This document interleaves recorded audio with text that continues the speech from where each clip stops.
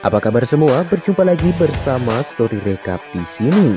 Dan di video kali ini kita akan kembali melanjutkan pembahasan PTTH Season 5 episode 64. Buat kalian yang belum nonton episode sebelumnya bisa cek link di kolom komentar.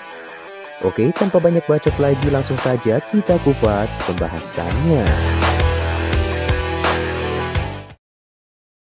Setelah melakukan pelatihan tertutup selama 1 tahun lamanya, Xiaoyan akhirnya berhasil menerobos ke ranah Do Huang.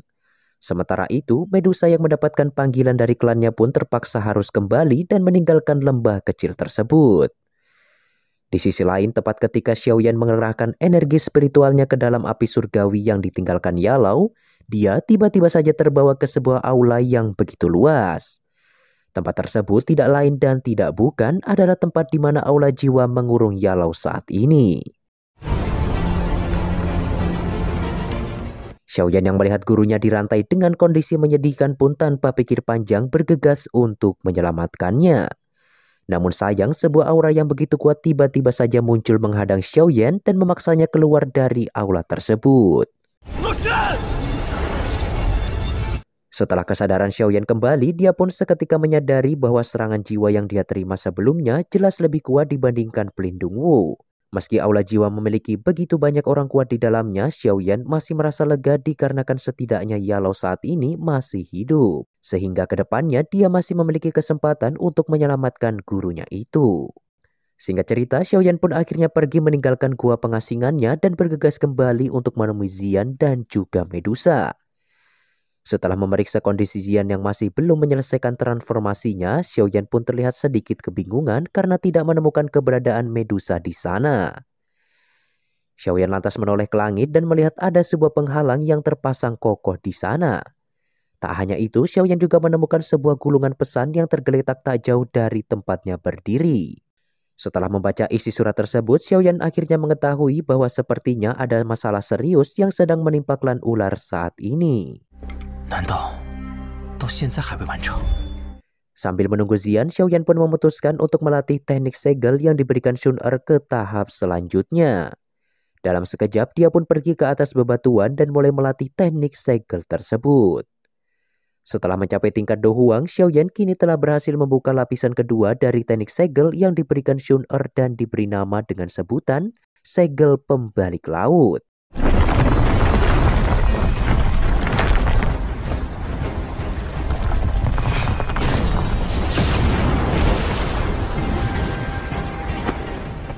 Begitu segel raksasa terbentuk, Xiaoyan pun tidak yakin lembah kecil itu bisa menahan efek serangan yang akan dihasilkan nantinya.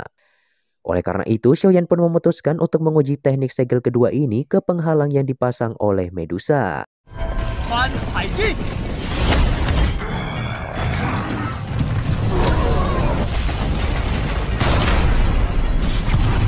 Xiaoyan tak menyangka serangan ini bahkan mampu menembus penghalang Douzong dengan begitu mudah. Hal ini tentu akan sangat berguna dalam pertempuran yang akan datang. Di saat yang bersamaan, cangkang ungu yang membungkus Xian pun akhirnya mulai retak secara bertahap dan memancarkan sebuah pilar ungu yang menembus langit.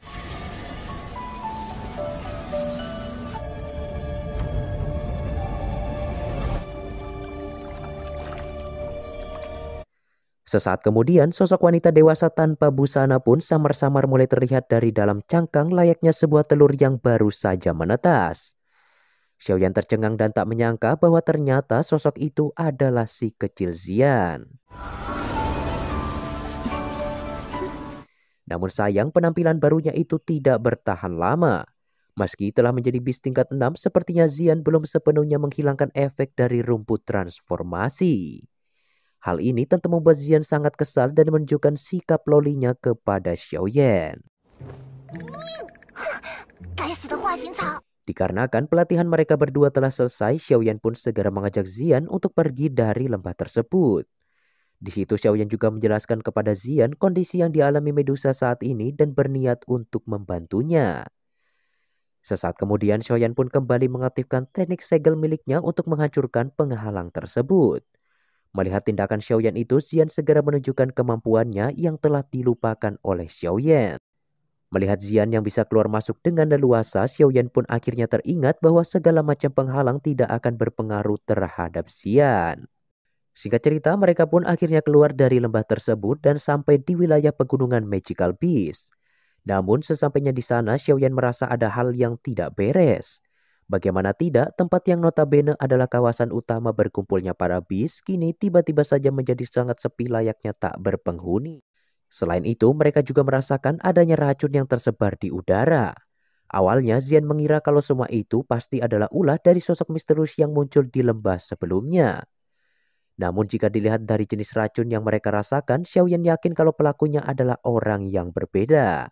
Situasi ini membuat Xiaoyan semakin penasaran dan segera membawa Zian kembali ke kota Kingsan untuk mencari informasi terbaru. Sementara itu di kota Kingsan, Kagang dan para warga lainnya ternyata sedang terkepung oleh kabut beracun yang disebarkan oleh sosok ahli racun yang belum pernah muncul sebelumnya. Di situ mereka mengancam Kagang dan yang lain agar segera membuka gerbang kota Kingsan jika ingin selamat. Karena racun di udara semakin menebal, semua orang pun akhirnya tidak punya pilihan lain selain menuruti keinginan ahli racun tersebut. Namun sayang, mempercayai orang jahat bukanlah sebuah keputusan yang bijak. Begitu gerbang terbuka, sosok ahli racun tersebut pun kembali menyebarkan racun secara brutal. 真乖。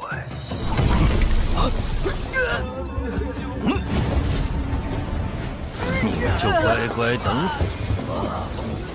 Ketua tentara bayaran yang merasa kesal pun mencoba melakukan perlawanan. Namun sayang, semua usahanya itu sia-sia dikarenakan perbedaan kekuatan mereka yang begitu besar. 跟你们玩了，都见阎王去吧！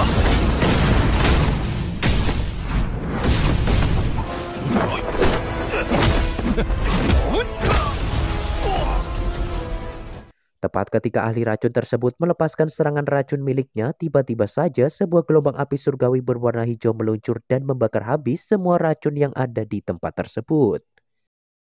Tak lama kemudian, dua sosok manusia dengan sayap doki pun muncul di atas langit kota Kingsan. Kagang dan yang lainnya pun seketika menyadari bahwa sosok itu tidak lain adalah Xiaoyan. Melihat adanya sosok kuat dari Jiama yang muncul, ahli racun tersebut pun merasa panik dan berniat untuk melarikan diri. Namun dengan kekuatan Xiaoyan saat ini, dia dapat dengan mudah melenyapkan seorang praktisi doang hanya dengan sentuhan kecil.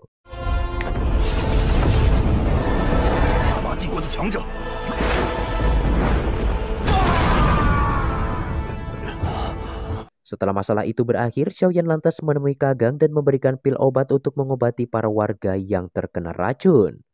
Xiaoyan kemudian bertanya kepada Kagang apa yang sebenarnya terjadi. Pertanyaan ini membuat Kagang terlihat cukup kebingungan dan tak menyangka Xiaoyan belum mengetahui situasi di Jiama saat ini. Xiaoyan memberitahu Kagang bahwa selama 1 tahun ini dia telah melakukan perlatihan tertutup sehingga tidak mengetahui situasi di luar.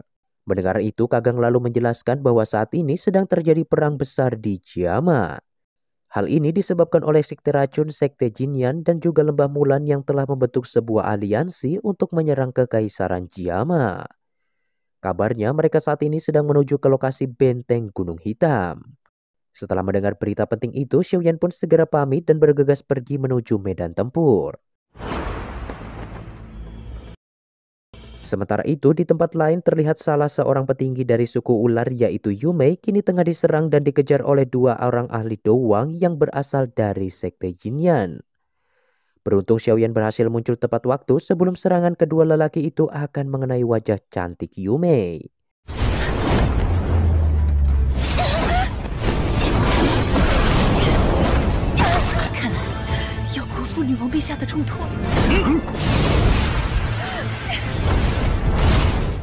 Sesaat kemudian, Xiaoyan lantas memberikan sebuah pil obat kepada Yumei untuk menyembuhkan luka di tubuhnya.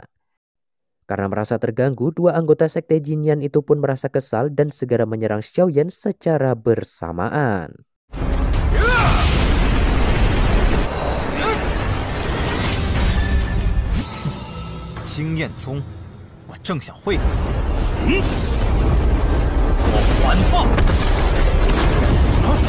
Begitu Xiaoyan meledakkan aura dari tubuhnya, seketika Yumei dan 2 ahli sekte Jinyan pun tercengang dan mengetahui bahwa pemuda ini sebenarnya adalah seorang Do Huang.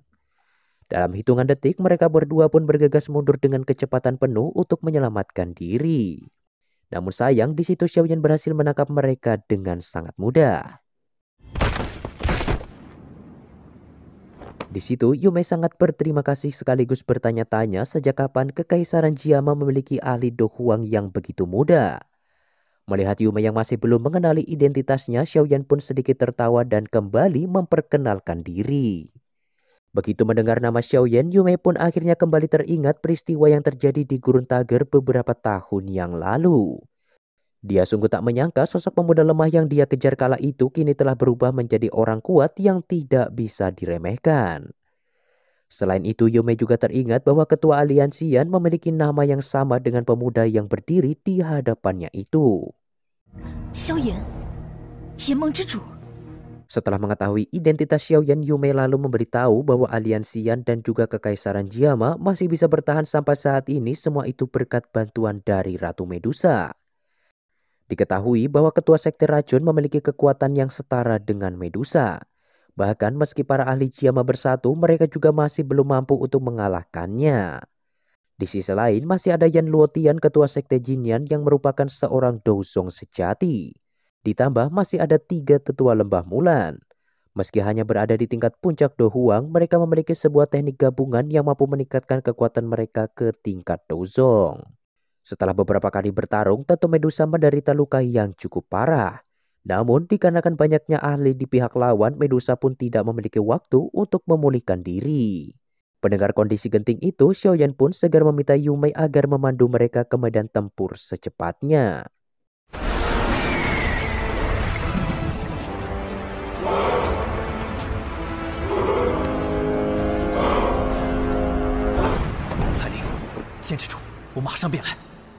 Nah, sampai di sini dulu pembahasan episode 64-nya.